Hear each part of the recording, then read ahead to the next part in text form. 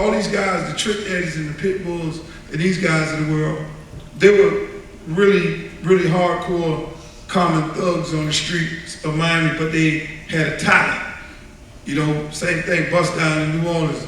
He was a regular, hardcore kid, but he had a talent.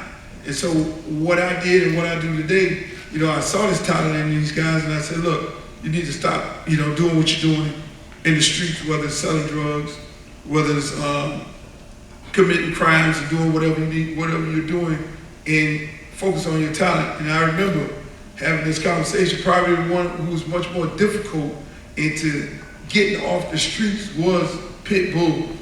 He was very, very, it was very difficult to let him understand. I actually had to take him and have him rap in the front of a mirror to let him look at himself.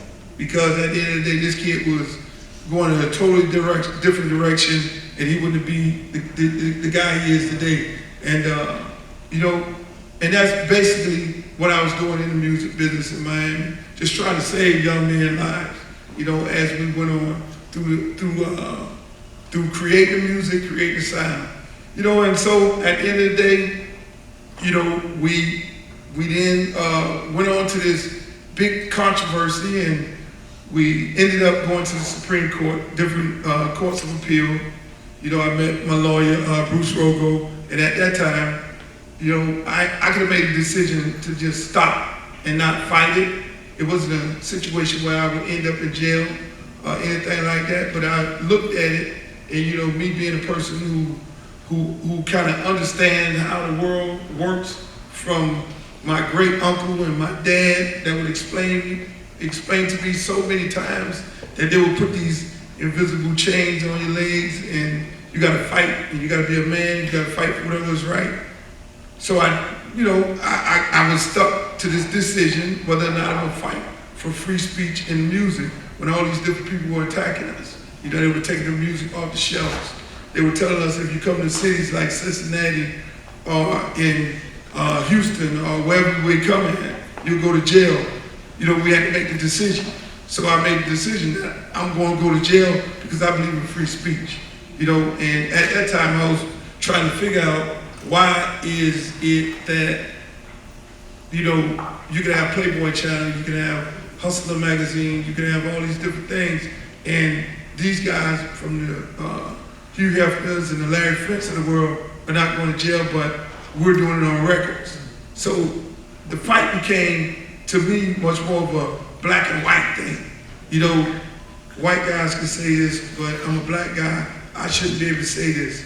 Then at the time, you had Andrew Dice Clay. He was basically saying the same thing in comedy. So it made me focus more on, this is not just, this is a serious thing, so you're going to take this fight to the end. So we ended up going to the Supreme Court, and the case was it was a parody case. And parody, you know, is protected by the First Amendment, so a lot of people kind of think it was much more of a First Amendment case. It was more of, can you say and can you do what guys are saying and doing on the records right now and today. You know, it wasn't much more of a parody. It was much more attack against hip hop. And I figured if I did not take the fight on, they would then continue taking what hip hop artists off the shelves that they wanted to take off, because we were being taken off the shelf. You know, guys were going to jail. You know, store clerks were going to jail. I was going to jail in every city because I just didn't care. I was like, no, I'm gonna go to jail. You know, because I believe in this. You know, and at the end of the day, we won the fight. We went to, you know, Supreme Court. I remember it, you know, like it was yesterday, sitting up there and, you know, looking at Clarence Thomas, who had just went through his trials and tribulations to end up becoming the Supreme Court Justice with Miss Anita Hill. I just knew, you know, I'm sitting there saying, oh man, Clarence is gonna do me in. He's the only black guy out there. You know, we're not gonna win, but we still had the faith.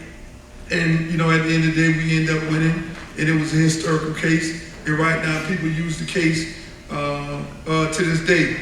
You know, they use the case in intellectual property and all those different cases that before the courts right now. So, you know, like I say, it was a good fight. You know, it was good. It was good to be the first person to start hip hop in the South. It was good to, you know, get some of these guys off the street, and it was good to, you know, just educate more people and give the pride to the South.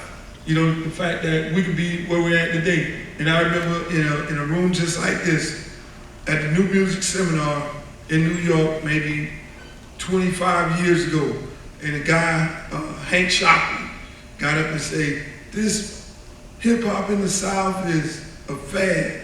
It's all garbage, there'll never be nothing."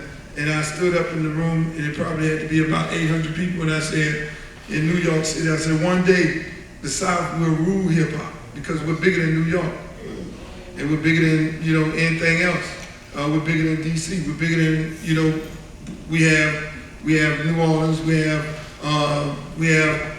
the Southwest, Texas, Houston, we have the Carolinas, we have Atlanta. And to this day right now, you know, those guys, them and Russell Simmons and all those guys, they remind me of that conversation because, you know, it was so important what we did in Miami to, you know, to give guys inspiration that they could be where they are today right now.